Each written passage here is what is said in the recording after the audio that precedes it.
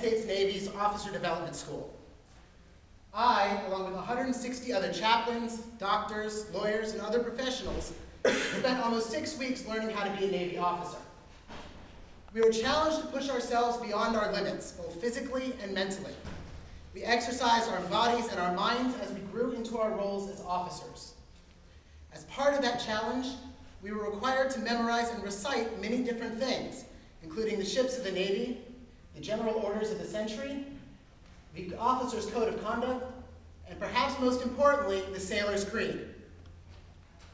Each night before we went to bed, we were required to line up along the walls of our unit's hallway and to stand at attention as we recited the words of the sailor's creed in unison. I am a United States sailor.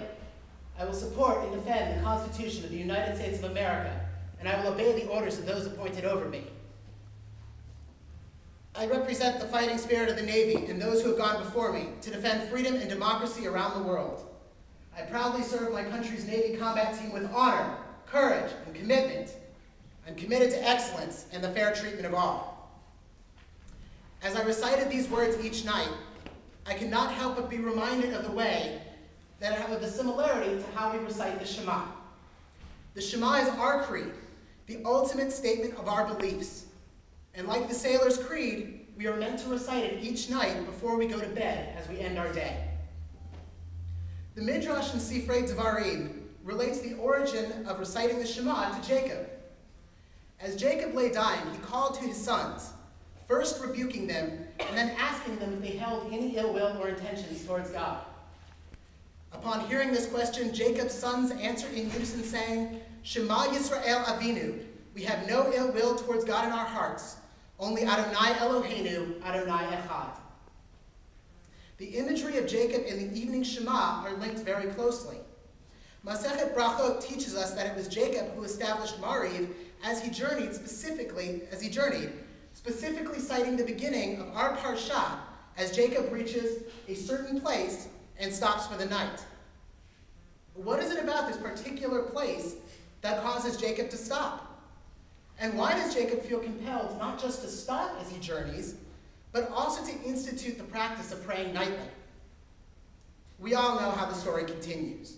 Jacob falls asleep and dreams of a sulam, a ladder or a stairway, with angels going up and coming down. God stands at the top and addresses Jacob directly, promising that despite all that has happened, God will always stand by the covenant that was made with Jacob's father and Jacob's grandfather. His descendants will inherit the land and will become as numerous as the dust of the earth. He awakens in the morning with a sense of awe, newly energized and inspired by his dream. And, recognizing the spiritual awakening within him, Jacob takes the stone that he used as a pillow and sets it as a marker. The text tells us he named that place Beit El. Previously, the name of the city had been Luz, and he made a vow to God before continuing on his journey. The events of this story are fascinating, and they lend themselves to many interpretations of what exactly it was that inspired Jacob. Commentators look for the significance of the sulam, or to the fact that the angels are ascending and descending, when it would be more logical to say they're descending and then ascending. We might ask about the nature of the stone pillow, or the appropriateness of Jacob's vow to accept God's words as true if God grants him a safe journey. But of the many fascinations, one question arose from the text and caught my attention. Though most of the story flows smoothly, there is a seemingly insignificant piece of information that is inserted into the text, that previously the name of the city had been Luz. Neither Rashi nor Rambam comment on these words, yet, since there are no extraneous words in the Torah, we know that there must be some significance in this seemingly unimportant detail. On an academic level, one might explain that this detail is just there to establish a location. Or perhaps it's there to link this story with other accounts in the Tanakh. The first chapter of the book of Judges tells of a Hittite man who shows kindness to the scouts from the house of Joseph when they come to Beit El, the place that had previously been known as Luz. When he is allowed to escape from the destruction of the city with his family, the Hittite man travels back to the land of the Hittites, where he builds another city to be called Luz. For this Hittite, Luz is a city of kindness. We might learn from this inspiration of Luz that this act of kindness took place in the very same spot where Jacob had his dream. The book of Joshua takes a slightly different approach and describes Luz and Beit El as two different places, mentioning first Luz and then the side of Luz, which is the same as Beit El. Here, our sages note that there is significance in noting in the fact that Luz and Beit El are not the same city. So what then is the significance of Luz and of Beit El? The Talmud describes in Masechet Sota that Luz is the city in which the angel of death has no permission to enter, where its citizens have the ability to live forever. The Midrash tells of a man named Aaron, who heard that in Jerusalem there lived a wise man, Naphtali, who knew the location of Luz. Determined to find the city, Aaron went to Jerusalem, sought out Naphtali, and asked, "How can I get to Luz?"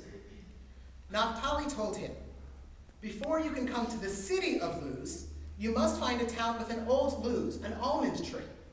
And next to the almond tree, you will see a wise woman named Chaya with long white hair who will show you a dark cave with many passages that must be traversed before you can find the city of Luz. Only when you have found the right passage will you find your way to Luz." So Aaron found the town with the Luz, the almond tree, in its center, and he followed Chaya's instructions. He entered the cave, taking with him an abundant supply of food and water because he was warned that the cave was vast. After wandering there for several days, he encountered an old man. "Who are you, my good man?" he asked. "I am Judah, the son of Jacob and of Rachel," the man answered. "What are you doing in these dark caves?" Aaron told him, "I am looking for the entrance to Luz." "The entrance?" exclaimed Judah. "Strange, I am looking for the exit."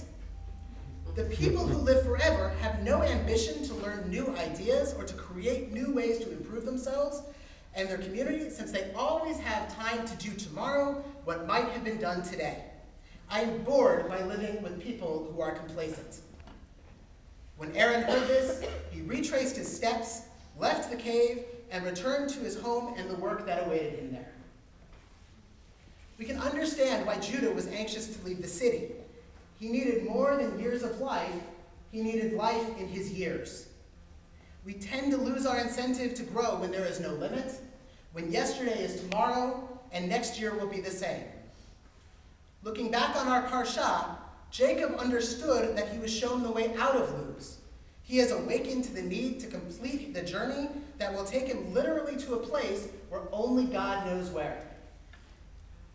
He opens his eyes to see God and the strength to continue and to grow. Luz is the place where one stagnates and ceases to grow. Beit El is the place where Jacob receives his wake-up call, the divine charge to go forth into the world and to make a difference. As we move away from Luz, we must make sure to keep our priorities straight as we move forward to Beit El. The Shema and the Sailor's Creed act as our reminders, our mission statements of those things that are truly important. To be committed to excellence and the fair treatment of all. To remember that Adonai is our God, Adonai alone. May we be inspired by the message of Luz and Beit El, as has every generation before us, from Ella Fitzgerald's Stairway to the Stars, Led Zeppelin's Stairway to Heaven, and perhaps my favorite, Huey Lewis's description of the inspiration of Jacob's Ladder. All I want from tomorrow is to get it better than today. Only by leaving Luz and living in Beit El will we truly experience the promise of tomorrow. Yehi ratzon lefanecha. May it be your will that we never stop growing and reaching for tomorrow, so that we do not lose the opportunity to make a difference in the world. Amen.